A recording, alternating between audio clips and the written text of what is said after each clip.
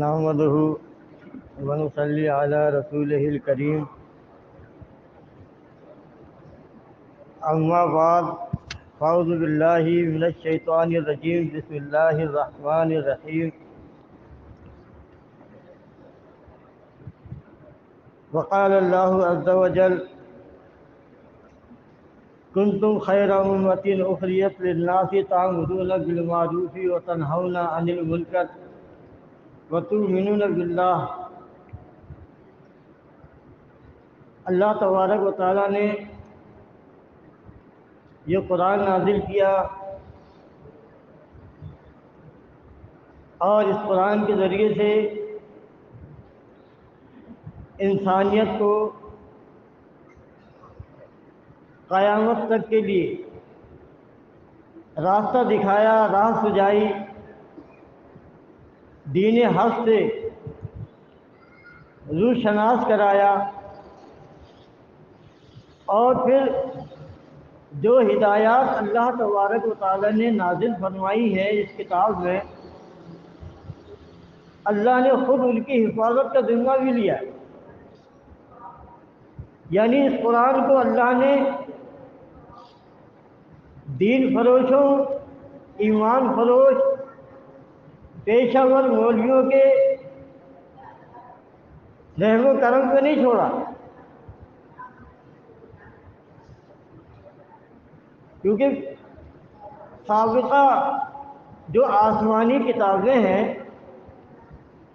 تورات، زبور، انجیل اور جو صحائف ہیں،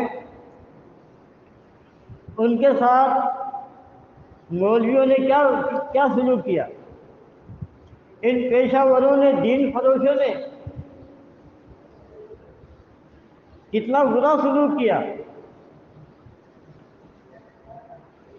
اللہ تبارک و تعالیٰ فرماتا ہے کہ یہ اہل کتاب جن پر اللہ نے انعام کیا، احسان کیا، اہل عالم میں ان کو منتخب کیا اور لگاتار آگے پیچھے ان میں انبیاء بھیجے، تو انہیں تو سب سے زیادہ اللہ کا شکر گزار ہونا چاہیے تھا، لیکن ان سے بڑا ناشکرہ کوئی نہیں کہ انہوں نے دنیاوی مفادات کے لیے اللہ کی آیتوں کا سودا کیا۔ قرآن میں اللہ تبارک و تعالیٰ جگہ جگہ فرماتا ہے، اہل کتاب سے بھی کہتا ہے کہ تم لے آؤ ایمان اللہ پر، اس کے رسولوں پر، وَلَا تَشْتَرُوا بِآيَاتِي ثَمَنًا قَلِيلًا، اور اللہ کی آیات کو چند ٹکوں کی خاطر نہ بیچو، دنیاوی چند مفادات کے لیے اللہ کی کتاب کا سودا نہ کرو۔ آج آپ دیکھیں، حیرت ہوتی ہے کہ یہ مولوی، یہ پیشہ ور، یہ نماز فروش، دین فروش، یہ اس کو بڑی فضیلت کی بات کہتے ہیں کہ دین فروشی یہ تو بہت اچھا کام ہے، اور وہ ایک حدیث سناتے ہیں کہ عبداللہ بن عباس نے کہا کہ نبی علیہ السلام نے کہا کہ سب سے زیادہ اجر کے لائق اللہ کی کتاب ہے۔ حالانکہ آپ دیکھیں، اللہ کے نبی نے ایک خاص معاملے میں، ایک خاص کانٹیکسٹ میں یہ بات کہی ہے کہ سب سے زیادہ اجر کے لائق اللہ کی کتاب ہے۔ وہ خاص معاملہ اور کانٹیکسٹ کیا ہے کہ صحابہ کرام کی ایک جماعت کہیں سے گزر رہی تھی، سفر میں تھے، کھانے پینے کا سامان ختم ہو گیا، اب وہ میں یہ معاہدے تھے آپس میں کہ جب ایک قبیلے کے لوگ دوسرے قبیلے میں جائیں گے تو وہ قبیلے والے اس کی مہمان نوازی کریں گے۔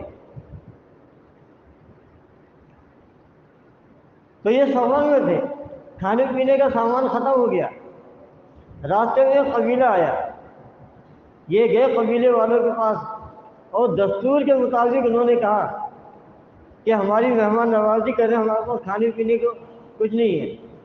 انہوں نے انکار کیا، صحابہ کرام کی اس جماعت کو مہمان نوازی سے انکار کیا۔ پھر اللہ تبارک و تعالیٰ نے ایسا معاملہ کر دیا کہ اس قبیلے کے سردار کو بچھو نے کاٹ لیا اور وہ تڑپنے لگا۔ تو سردار کی طرف سے لوگ آئے، انہوں نے کہا کہ ہمارے سردار کو بچھو نے کاٹ لیا ہے، کیا تم میں کوئی اس کا علاج جانتا ہے؟ تو ایک صحابی ہیں ابو سعید خدری رضی اللہ عنہ، وہ کہتے ہیں، انہوں نے کہا کہ ہاں میں اس کا علاج کروں گا، لیکن میں اس کی اجرت وصول کروں گا۔ وہ طے پایا کہ وہ علاج کریں گے اور اس کے بدلے بکریاں لیں گے، ریوڑ لیں گے۔ پھر اللہ نے ایسا کیا کہ ان صحابی نے سورہ فاتحہ پڑھ کے دم کیا اور وہ سردار جو ہے وہ ٹھیک ہو گیا۔ تو انہوں نے وہ بکریاں لے لی اور نبی علیہ السلام سے کہا کہ ہم نے ایسا ایسا کیا ہے۔ تو اس موقع کے لحاظ سے اللہ کے نبی نے کہا تھا کہ سب سے زیادہ اجر کے لائق اللہ کی کتاب ہے۔ دیکھیں، کوئی بھی روایت ہو، حدیث ہو، جب تک اس حدیث کے اوپر صحابہ کرام کا عمل نہیں ہوگا، اگر کسی حدیث پر صحابہ کرام کا عمل نہیں ہے تو اس کی دو بڑی وجہ ہو سکتی ہے، یا تو وہ خاص معاملے کے لیے ہے یا وہ منسوخ ہے۔ اس لیے اگر یہ حکم عام ہوتا کہ قرآن سب سے زیادہ اجر کے لائق کتاب ہے تو صحابہ کرام قرآن کے بیوپاری ہوتے، صحابہ کرام قرآن فروشی کرتے، لیکن کسی صحابی نے اللہ کی کتاب کو نہیں بیچا، اللہ کی آیات کو نہیں بیچا، بلکہ اللہ کے نبی نے تو قرآن کی تعلیم دینے والے ایک صحابی کو، جنہوں نے ایک شخص کو قرآن کی تعلیم دی اور جسے تعلیم دی تھی اس نے تحفے میں، دیکھیں اجرت کے طور پہ نہیں، تحفے کے طور پر انہیں ایک کمان دی تیر چلانے کے لیے۔ ان صحابی نے یہ سوچ کے رکھ لیا کہ میں جنگ کے موقع پر اس سے کام لوں گا، اللہ کے راستے میں جہاد کروں گا۔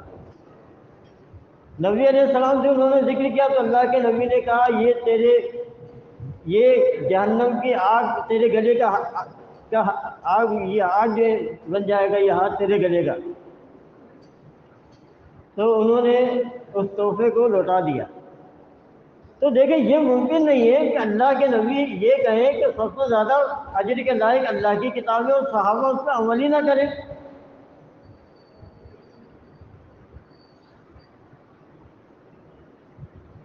تو واضح ہوا کہ صحابہ نے جب اس پہ عمل نہیں کیا تو اس کا مطلب یہ خاص معاملہ ہے، اسی واقعے سے ریلیٹڈ ہے۔ کس واقعے سے؟ کہ صحابہ اضطراری کیفیت میں تھی، کھانے کو سامان نہیں تھا، قبیلے والوں نے معاہدے کی خلاف ورزی کی، صحابہ کرام تھے، نبی کا دور تھا، اللہ تعالیٰ نے پھر ایسا معاملہ کر دیا اور اس طرح سے انہوں نے دم کیا اور اس کے عوض میں بکریاں لی۔ تو نبی علیہ السلام نے کہا کہ ٹھیک ہے، ان بکریوں میں میرا حصہ بھی لگانا۔ اب مولوی حضرات کہتے ہیں کہ جی ہم یہ جو تنخواہ لیتے ہیں نماز پڑھانے کی، دہاڑی لیتے ہیں، اجرت لیتے ہیں، تو اس لیے لیتے ہیں کہ صحابہ نے اجرت لی تھی سورہ فاتحہ پڑھ کے دم کرنے کی۔ ابو سعید خدری سے پوچھا گیا کہ تمہیں کیسے پتہ چلا کہ سورہ فاتحہ دم ہے، اس سے علاج کرو گے؟ انہوں نے کہا بس میرے دل میں آیا ایسا کروں، میں نے کر دیا اور اللہ نے فائدہ۔ تو دیکھیں، یہ کوئی اللہ کے نبی نے قانون بیان نہیں کیا۔ اگر یہ قانون ہوتا کہ قرآن کو بھیجا جا سکتا ہے تو صحابہ کرام تو ریڑے اور ٹھیلے کے اوپر قرآن بھیج رہے ہوتے، صحابہ کرام تو قرآن کی نیلامی کر رہے ہوتے، ہر چھاوڑی والا جو ہے نا قرآن لے کے فروخت کر رہا ہوتا، لیکن صحابہ نے کبھی قرآن فروشی نہیں کی، دین فروشی نہیں کی، نمازیں نہیں بیچی، اذانیں نہیں بیچی۔ تو آپ دیکھیں کہ یہ کس طرح سے دھوکہ دیتے ہیں، فرق دیتے ہیں۔ اللہ تعالیٰ تو واضح طور پر فرماتا ہے کہ وما اسألکم علیہ من اجر ان اجری الا علی رب العالمین۔ سارے انبیاء یہی کہتے تھے کہ لوگوں ہم تمہیں ہدایت کی باتیں بتاتے ہیں، تمہیں اللہ کی طرف سے جو ہدایت اللہ تعالیٰ نازل کرتا ہم تمہیں بتاتے ہیں، تو ما اسألکم علیہ من اجر، ہم تم سے اس کے بدلے کوئی دہاڑی نہیں مانگتے، کوئی اجرت نہیں مانگتے۔ ان اجریہ الا علی رب العالمین، ہمارا اجر جو ہے اللہ کے اوپر ہے، اللہ تعالیٰ ہمیں اجر دے گا۔ تو دیکھیں صحابہ کرام کے دور میں کوئی پیشہ ور مولوی نہیں تھا، نہ مؤذن تھا، لیکن جب سے یہ دین پیشہ بنا ہے، دین اسلام کو کاروبار بنایا ہے، کتاب اللہ کو چند ٹکوں کے عوض فروخت کیا جاتا ہے، اس کی قیمت وصول کی جاتی ہے، اس پر کمیشن لیا جاتا ہے، اس کتاب کے اوپر کمیشن بھی لیا جاتا ہے، دکانداروں کا اس پر کمیشن بھی ہوتا ہے پروفٹ کے علاوہ۔ میں نے ایک دکان والے سے کہا کہ مجھے قرآن چاہیے، ترجمے والا اس نے نکال کے دیا۔ میں نے کہا اس کی کیا قیمت ہے؟ کہنے لگا قرآن کی قیمت نہیں ہوتی، یہ تو ہدیہ ہے، ہدیہ کہتے ہیں تحفے کو۔ تو میں نے کہا ہدیہ ہے تو کتنے کا ہے یہ؟ اس زمانے میں 300 روپے 400 روپے میں اچھا قرآن مل جاتا تھا، اچھے کاغذ والا۔ میں نے کہا کیا ہدیہ طے کر کے لیا جاتا ہے؟ بس ہدیہ دینے والے کی مرضی ہوتی ہے، تحفہ دیتا ہے وہ جو چاہے دے۔ اور میں نے کہا کیا تم اس کے اوپر پروفٹ نہیں لیتے؟ کہنے لگا وہ تو لیتے ہیں۔ تو میں نے کہا یہ تو قیمت ہوئی نا، یہ تو تم قرآن فروشی کر رہے ہو، بیوپار کر رہے ہو اللہ کی کتاب کا۔ تو جو قوم اللہ کی کتاب کا یہ حال کرے کہ اللہ تو فرمائے وَلَا تَشْتَرُوا بِآيَاتِي ثَمَنًا قَلِيلًا، اور یہ کتاب اللہ کو بیچ دے، آیتوں کو بیچے،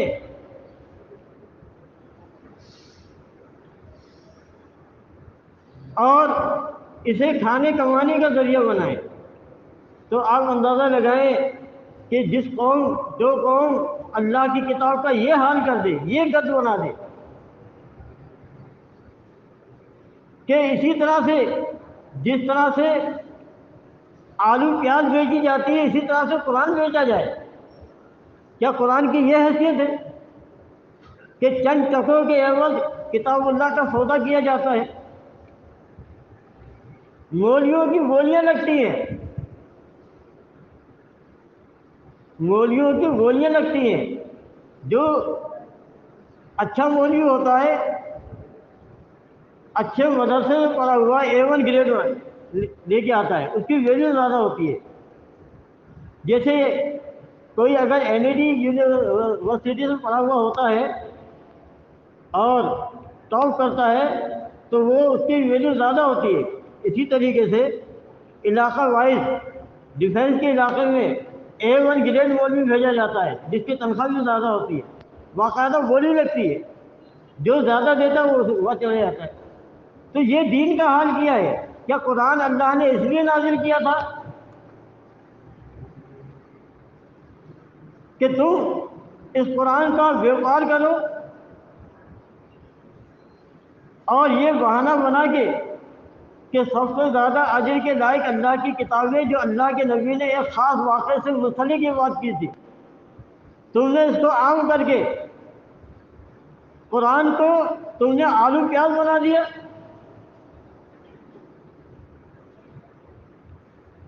تم مولویوں کی بولیاں لگتی ہیں، نیلام ہوتے ہیں یہ مدرسے میں، مولوی مدرسے میں نیلام ہوتے ہیں، ان کی اجرتیں طے ہیں، ان کی دہاڑیاں لگی ہوئی ہیں۔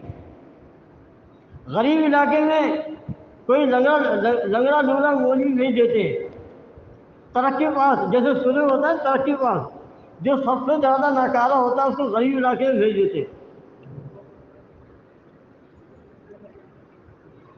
تو آپ دیکھیں کہ یہ تو صورت حال ہے، یہ دین کا یہ حال کیا ہے انہوں نے۔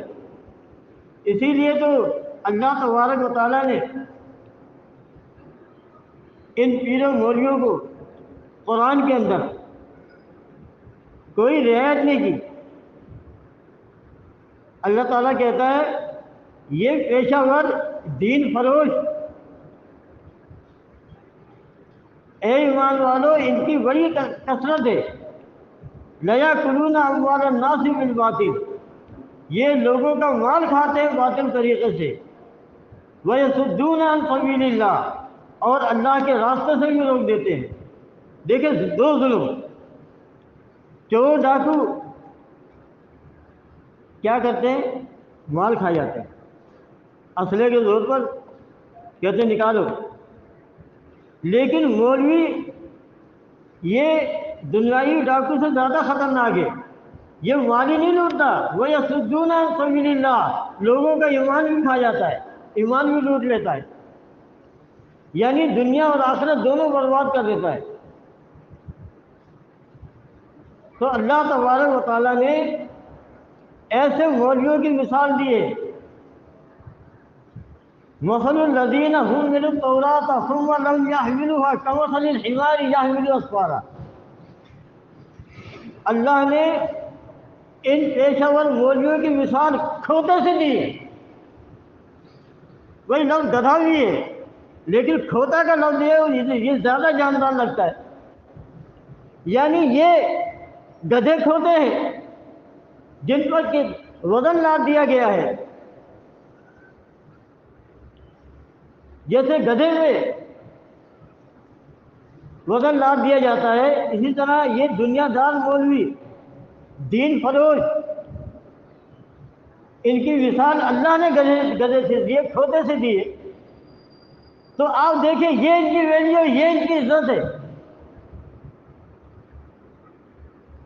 یہ ان کا وقار ہے، یہ ان کی اوقات ہے دین فروشوں کی۔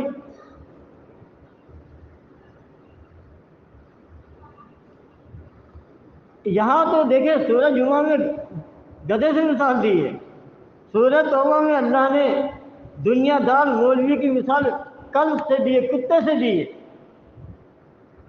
یعنی یہ انتہا ہے کہ دین فروش مولوی کی اوقات یہ ہے کہ اللہ تعالیٰ ان کی مثال کہیں کتے سے دیتا ہے کہیں گدھے سے دیتا ہے۔ کیوں دیتا ہے؟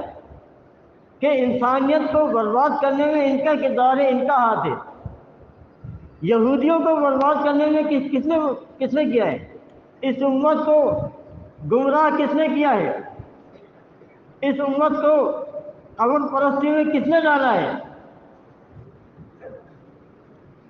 انہی مولویوں نے، انہی عالموں نے، انہی احبار و رہبان نے۔ کیا اس امت کو گمراہ کرنے والا کوئی مزدور ہے؟ کوئی ریڑھی لگانے والا ہے؟ اس نے گمراہ کیا ہے؟ کوئی آلو پیاز بیچنے والے نے گمراہ کیا انہیں؟ ان کو گمراہ کرنے والے یہی پیر اور مولوی ہیں جنہیں قرآن کہتا ہے احبار و رہبان۔ یہود کی گمراہی کیا تھی؟ نصارہ کی گمراہی کیا تھی؟ اللہ قرآن میں بیان کرتا ہے، حدیث میں بھی آتا ہے، اتخذوا احبارهم ورهبانهم اربابا من دون اللہ، کہ یہود اس لیے گمراہ ہوئے، عیسائی اس لیے گمراہ ہوئے کہ انہوں نے اپنے علماء اور مشائخ کو، پیر اور مولویوں کو، احبار و رہبان کو اپنا رب بنا لیا اللہ کو چھوڑ کر۔ کیوں گمراہ ہوئے؟ جب مولویوں کو، مشائخ کو، وہ مقام دے دیا گیا، جب انہیں الوہیت کا منصب عطا کر دیا گیا کہ ایک طرف اللہ کا حکم ہے اور دوسری طرف پیروں مولویوں کا حکم ہے، ایک طرف اللہ کا فیصلہ ہے، اللہ کا فرمان ہے، دوسری طرف مولویوں کی بات ہے۔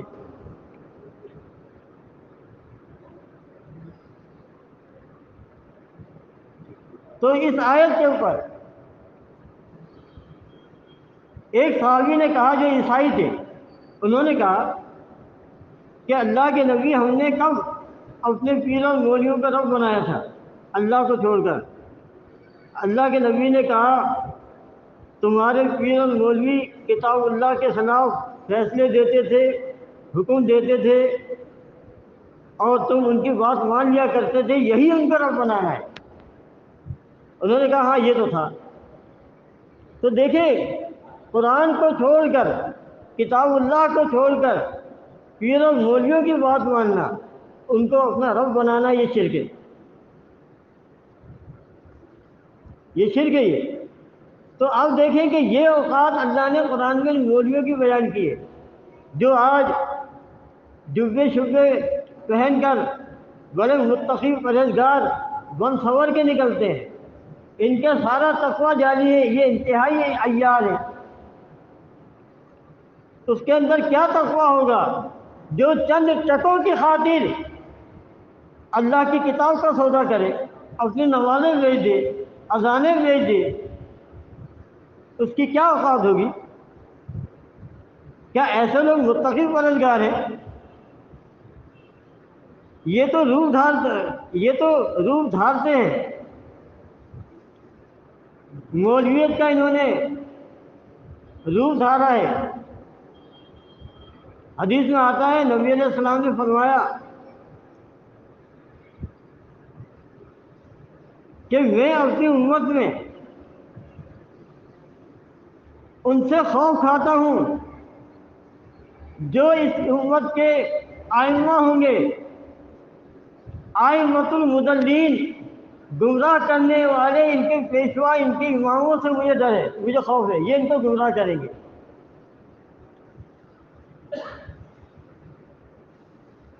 اسی لیے آپ دیکھیں کہ حدیثوں میں بھی آتا ہے کہ قرآن پڑھو،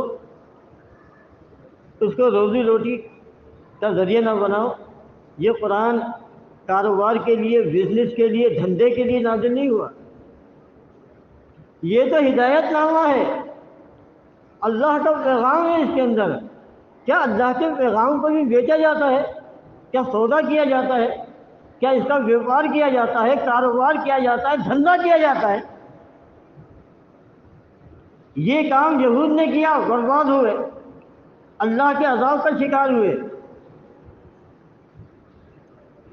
یہود انعام یافتہ تھے، لیکن وہ مغضوب بن گئے، اللہ کے غضب کا شکار ہوئے۔ ان کا کیا حال ہوا؟ 1942 تک، جب تک اسرائیل آباد نہیں ہوا تھا، یہ پوری دنیا کے اندر ٹھوکریں کھا رہے تھے، مارے جا رہے تھے، نکالے جا رہے تھے، ذلیل تھے، رسوا تھے۔ کیوں تھے؟ انہوں نے دین کا بیوپار کیا، سودا کیا، اللہ کی کتاب کو بیچا، اللہ کی کتاب کو پسر پش ڈال دیا۔ ان کا کیا حال کیا اللہ نے؟ اس سے زیادہ برباد کوئی نہیں ہوا دنیا کے اندر۔ یہاں تک کہ جرمن میں ہٹلر نے ان کی نسلیں برباد کر دی، ان کو بھٹیوں میں ڈال کے جس طرح لوہا پگھل جاتا ہے، ان کی لاشیں پگھلا دی۔ یہ سارا کام ہوا ان کے ساتھ، کیوں ہوا ہے؟ اللہ نے ان سے عہد لیا تھا، اللہ تعالیٰ کہتا ہے ہم نے ان سے عہد لیا، اور عہد بھی ایسا پکا کہ ان کے اوپر طور پہاڑ کو مسلط کر دیا۔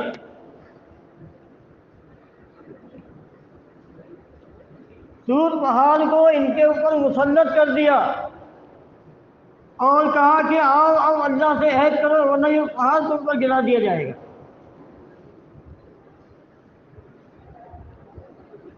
پھر انہوں نے اللہ سے معاہدہ کیا۔ وہ معاہدہ کیا تھا کہ خذوا ما آتیناکم بقوۃ، کہ اے بنی اسرائیل جو کتاب میں نے نازل کی ہے اسے پوری طاقت سے تھام لو، اس کے احکامات کے اوپر عمل کرو۔ انہوں نے میثاق کیا، اللہ سے عہد کیا، وعدہ کیا، لیکن پھر گئے۔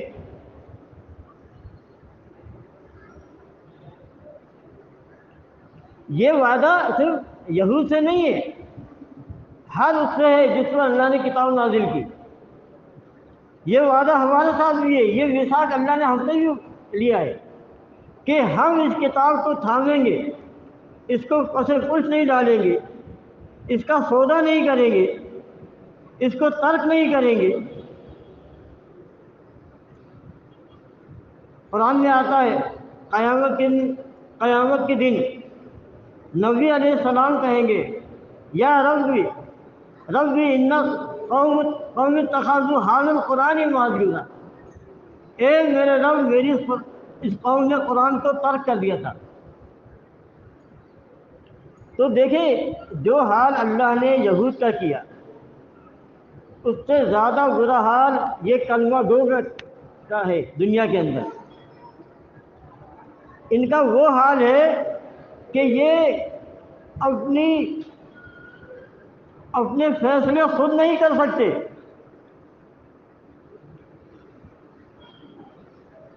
اللہ نے ان کے اوپر جب غضب ہوا ہے اللہ تعالیٰ کا تو ان کے اوپر یہود و نصارہ کو غالب کر دیا۔ اب ان کے معاملات کے فیصلے ماسکو اور واشنگٹن میں ہوتے ہیں کہ انہیں زندہ رہنے کا حق دیا جائے یا نہ دیا جائے، یا مار دیا جائے انہیں۔ یہ کیوں ہوا؟ اللہ تعالیٰ نے قرآن میں کہا ہے کہ اللہ کا وعدہ ہے تم میں سے جو ایمان لائے عمل صالح کرے، اللہ تعالیٰ ان کو زمین میں خلافت عطا کرے گا، ان کے خوف کو امن سے بدل دے گا۔ شرط کیا تھی؟ یعبدوننی، یہ میری بندگی کریں گے، لا یشرکون بی شیئا، میرے ساتھ کسی کو شریک نہیں کریں گے۔ تو پھر اس امت کے اوپر، اس قوم کے اوپر جنہوں نے اللہ رب العالمین کو چھوڑ کر ان گلی سڑی لاشوں کو اپنا معبود بنایا، وہ زندہ رب، اس مالک کائنات کا مالک، اس کے مقابلے میں گلے سڑے لاشوں کو داتا دستگیر مشکل کشا بنا لیا۔ یہ کیوں بنایا؟ انہی مولویوں نے ان کو بتایا ہے، انہی مولویوں نے انہیں مشرک بنایا ہے۔ یہ کلمہ گو ہونے کے باوجود مشرک ہے۔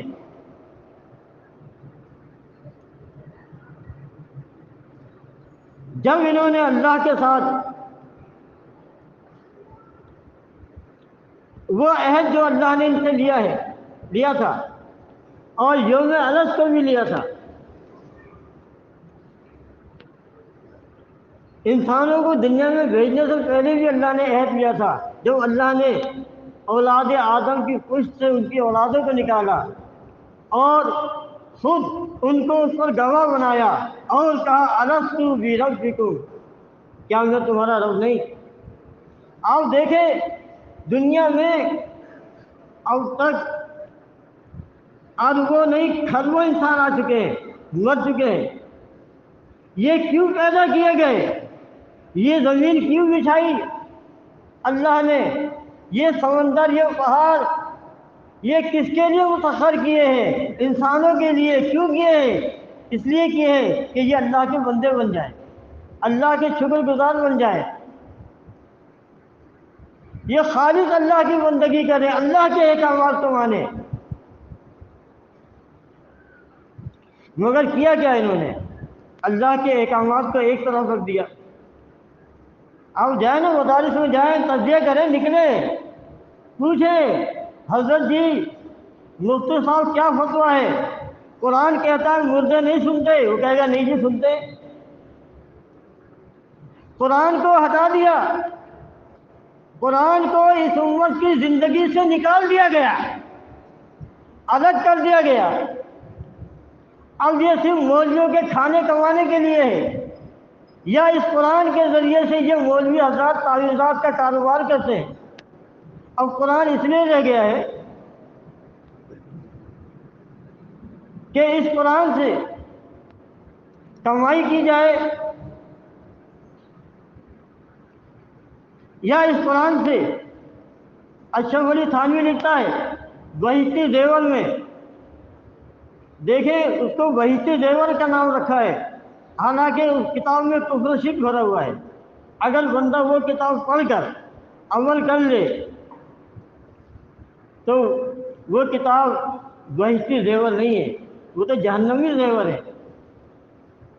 اس میں لکھا ہے کہ اگر درد ذیل ہو، ڈلیوری نہیں ہو رہی ہو کسی خاتون کو، تو قرآن کی یہ آیت اس کے بائیں ران پر باندھو، قرآن کی یہ صورت لکھ کے، بچہ آسانی سے پیدا ہو جائے گا، ڈلیور ہو جائے گا۔ اب دیکھیں یہ قرآن کیا بچے پیدا کروانے کے لیے اللہ نے نازل کیا ہے؟ اللہ تعالیٰ تو کہتا ہے ذالک الکتاب لا ریب فیہ ھدی للمتقین۔ اللہ تو فرماتے ہیں ھذا ھو الھدی، یہ قرآن سراپا ہدایت ہے، یہ قرآن سراپا ہدایت ہے۔ لیکن مولویوں نے اسے کیا بنا دیا کہ اگر بیٹی چاہیے تو اتنے کا تعویذ ہے، بیٹے چاہیے تو اتنے کا تعویذ ہے۔ یہ حال کیا ہے، اللہ کی کتاب کے ساتھ یہ سلوک کیا ہے۔ اللہ تعالیٰ تو نبی پر جب وحی نازل کر رہا تھا تو اللہ تعالیٰ نے نبی کو کہا کہ اے نبی فاستمسک بالذی اوحی الیک، اے نبی جو وحی تیری طرف کی جا رہی ہے اس کو مضبوطی سے پکڑ لے، نبی کو کہا جا رہا ہے۔ پھر ہمارا کیا معاملہ ہوگا؟ اس امت نے کیا کیا؟ اس قرآن کو چھوڑ دیا۔ جب اس قرآن کو چھوڑ دیا تو اس کے بعد دیکھ لیں آپ ان کا کیا حال ہے۔ ساری دنیا میں یہ بے عزت ہے، ان کی نہ آبرو ہے نہ کوئی عزت ہے، نہ کوئی وقار ہے نہ کوئی حیثیت ہے۔ وجہ کیا ہے کہ انہوں نے اللہ سے غداری کی، کتاب اللہ سے غداری کی، منہ پھیرا، توحید سے، توحید کے مقابلے میں شرک کو پسند کیا اور ایمان کو کفر سے بدل دیا۔ تو پھر اللہ تبارک و تعالیٰ نے بھی ان کو وہ مار ماری ہے کہ دنیا میں ان کے لیے کہیں کوئی، ہر جگہ ذلیل ہے، رسوا ہے، بربادی ہے ان کے لیے۔ یہ تو دنیا کی بات ہے نا، دنیا کی بربادی ہے، لیکن مرنے کے بعد کیا ہوگا؟ اس دنیا کے جانے کے بعد کیا ہوگا؟ کیا معاملہ ختم ہو جاتا ہے؟ نہیں، اللہ فرماتا ہے فرشتے آتے ہیں جان نکالنے کے لیے ان کافروں مشرکوں کی، تو کہتے ہیں نکالو اپنی جانوں کو، آج تمہیں ذلت کا عذاب دیا جائے گا۔ فرشتے روح قبض کرتے ہیں، جان قبض کرتے ہیں اور کہتے ہیں کہ ادخلوا الابواب جہنم خالدین فیہا، جاؤ جہنم میں داخل ہو جاؤ ہمیشہ کے لیے۔ یعنی اس کی بربادی جس نے کتاب اللہ کے ساتھ ظلم کیا، ناانصافی کی، بد عہدی کی، کتاب کو پسر پش ڈال دیا، تو اللہ فرماتا ہے، فرشتے کہتے ہیں کہ جاؤ جہنم میں داخل ہو جاؤ ہمیشہ کے لیے، خالدین فیہا۔ تو یہ انجام ہونے والا ہے۔ مجھے بتائیں دنیا میں کوئی ایسی قوم ہے جس کے پاس قرآن جیسی عظیم الشان کتاب ہو؟ نہیں ہے۔ لیکن اس کا حال کیا کیا انہوں نے؟ اس کے ساتھ کیا سلوک کیا ہے؟ اتنا برا سلوک تو سوتیلی ماں بھی نہیں کرتی جتنا برا سلوک اس امت نے قرآن کے ساتھ کیا ہے۔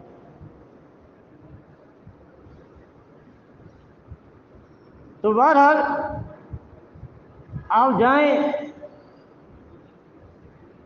ان مولویوں کے پاس، مفتیوں کے پاس، ان سے فتویٰ لیں کہ بھئی قرآن میں تو یہ کہتا ہے، آپ کیا فرماتے ہو؟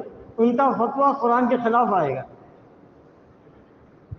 یہ ہے ان کی بد عہدی، یہ ہے ان کی نمک حرامی کہ اللہ کا کھانے کے بعد پھر اس کے شریک بنائیں۔ آپ مجھے بتائیے، دیکھیں جب اللہ نے اتنا بڑا احسان کیا ہے، اللہ تعالیٰ کہتا ہے میں نے ہر چیز، آسمان، زمین، پہاڑ، دریا، درخت، زمین، سب ان کے لیے مسخر کر دیا ہے۔ زمین میں یہ بیج ڈالتے ہیں اور اس بیج سے پھر فصلیں اگتی ہیں، باغوں کے درخت اگتے ہیں، پھل فروٹ حاصل کرتے ہیں۔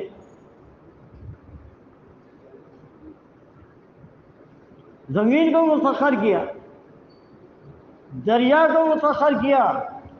آپ دیکھیں ٹنوں من وزنی پانی کا جہاز پانی کے اوپر چلتا ہے، ڈوبتا نہیں ہے۔ یہ کس نے مسخر کیا؟ پانی میں یہ صلاحیت کس نے پیدا کی؟ اللہ نے۔ کس کے لیے؟ انسانوں کے لیے۔ او بھائی، یہ سمندر جو مسخر کیے ہیں یہ کسی اور مخلوق کے لیے نہیں، انسانوں کے لیے کیے۔ جانوروں کو مسخر کر دیا جن پر سواری کرتے ہو۔ سب کچھ دینے کے بعد پھر اللہ نے کیا مانگا ہے؟ کس چیز کا مطالبہ کیا ہے؟ انسانیت سے کیا کہا ہے؟ فَلَا تَجْعَلُوا لِلَّهِ أَندَادًا وَأَنْتُمْ تَعْلَمُونَ۔ دیکھیں سب کچھ دینے کے بعد کہا کہ ایک کام نہیں کرنا۔ اللہ کے ند، اس کے ہمسر، اس کے پارٹنر، اس کے برابری کے، اس کی الوہی صفات کے اندر کسی کو شریک نہ کرنا۔ لیکن آپ دیکھیں ہم نے اپنی زندگی میں دیکھا، وہ جو قرآن کہتا ہے کہ کیا تم نے اس کی طرف نہیں دیکھا؟ بدلوا نعمت اللہ کفرا واحلوا دار البوار۔ کیا کہہ رہا قرآن؟ کیا تم نے اس شخص کی طرف نہیں دیکھا جسے اللہ نے نعمت دی، اور نعمت بھی ایمان جیسی نعمت، قرآن جیسی نعمت، لیکن اس نے کیا کیا؟ بدلوا نعمت اللہ کفرا، حنیف نے اللہ کی نعمت کو کفر سے بدل دیا۔ کہتا ہے اللہ تعالیٰ مخلوق کو اپنی صفت عطا کرتا ہے۔ دیکھیں وہ منہ سے کیا لفظ نکالے ہیں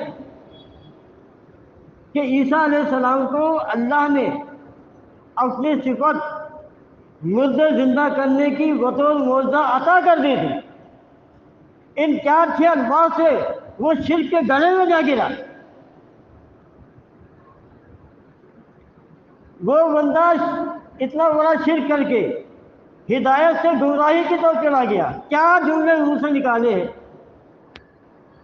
وہ دین کا مطالبہ کیا ہے؟ زبان سے اللہ کی عظمت، اس کی کبریائی کا اعتراف کرنا ہے، یہی تو دین ہے۔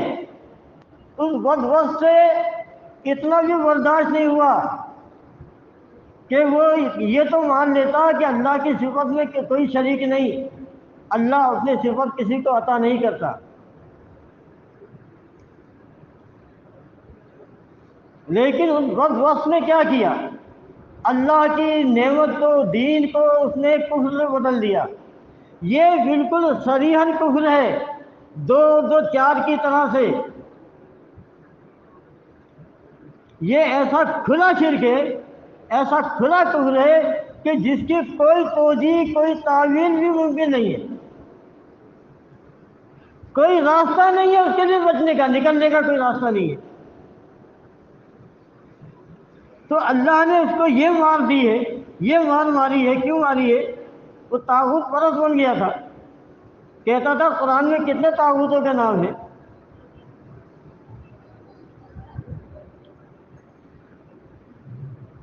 کیا قرآن میں طاغوتوں کی کوئی لسٹ ہے؟ جب اس نے کلمے کو بدل دیا، جب لا الہ الا اللہ کو بدل دیا کہ لا کا انکار کر دیا۔ اگر کوئی طاغوت کے کفر کا انکار کرتا ہے